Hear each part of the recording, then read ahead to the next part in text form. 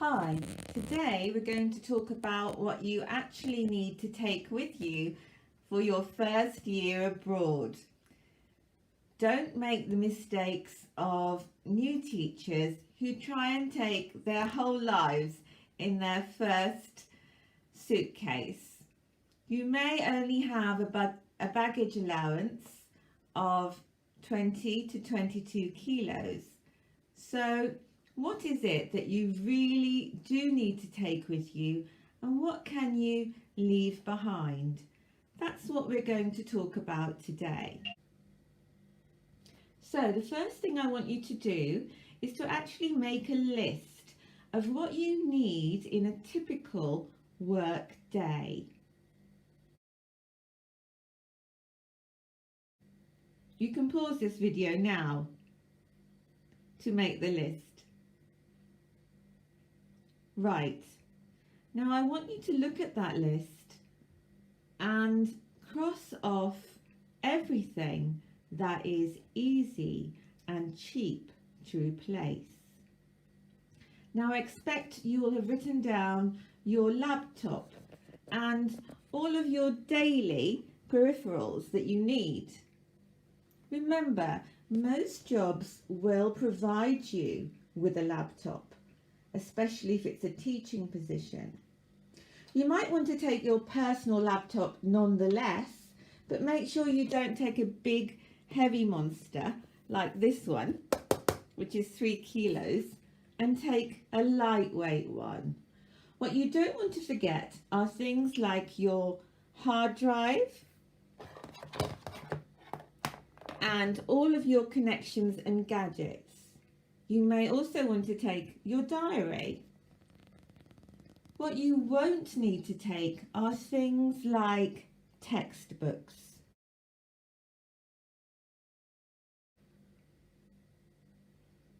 Now, I'm going to let you into a little secret here.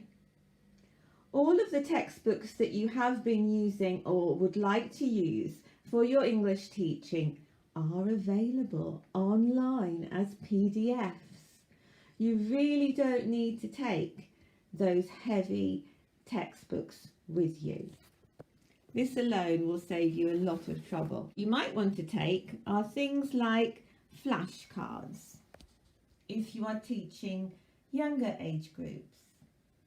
And don't forget to pack a basic vocabulary guide for the country that you are visiting.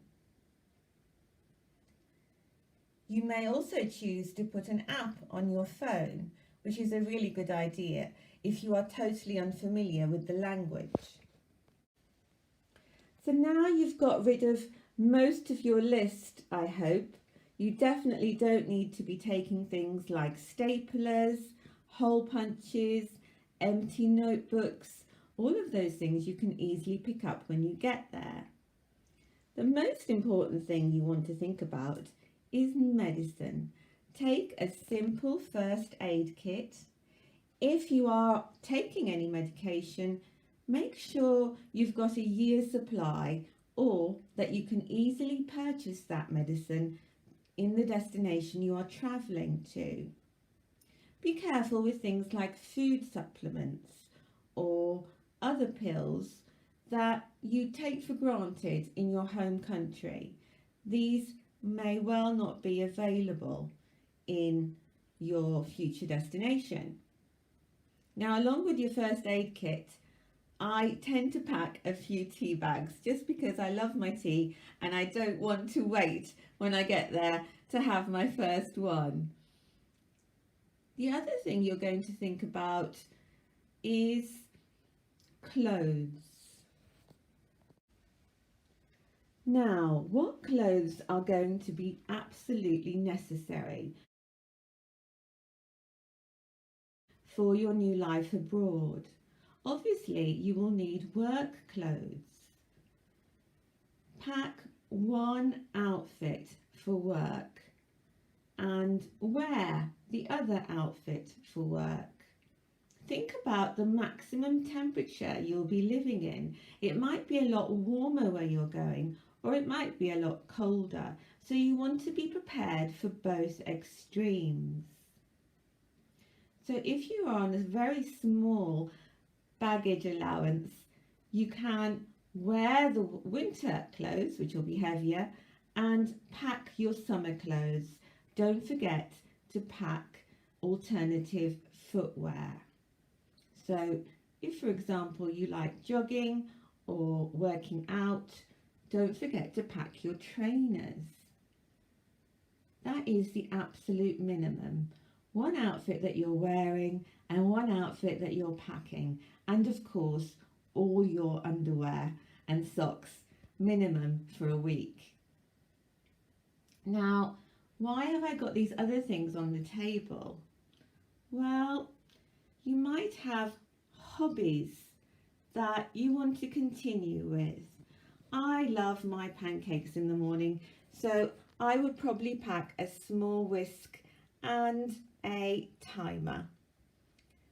You might enjoy reading, in which case you can take all your favourite books online, download a Kindle application or something similar if you haven't already, and make sure you have your books electronically. Same goes for music. Make sure you have a backup and take it electronically. Now, what else do I have that's absolutely essential for your packing? I have a small torch, which happens to be a solar torch. Be prepared for all eventualities. Electrical cutouts do happen, and it's nice to have a backup. So those are your essentials. Now there are lots of optional extras. The first trip is always hardest to pack for because you're not sure what is going to be available in the host country. You might want to pack your hairdryer, in which case get a lightweight travel one. And a portable travel kettle is also something that might prove useful if you're going to be moving into an unfurnished flat or house. Other than that, everything else really does depend on what is essential for you.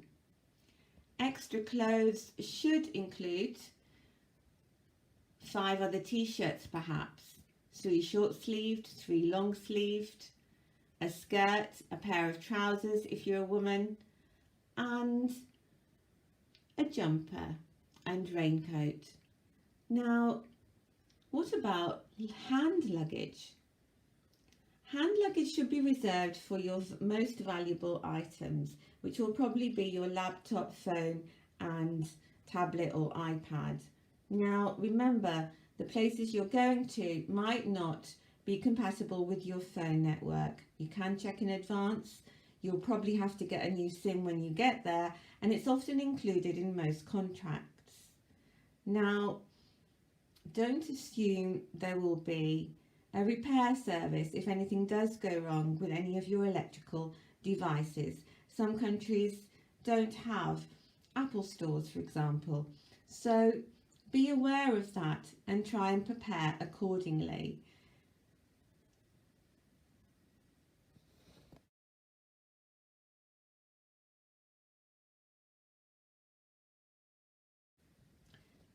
Special factors include things like going to a desert or an extremely rural location where you might need, if you are sensitive, things like hay fever tablets, mosquito repellent, after bite cream. Include these in your first aid kit, which doesn't need to be very big.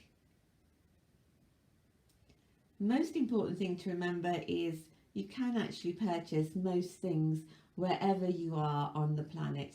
It might just take a bit of time. So, good luck and enjoy your packing.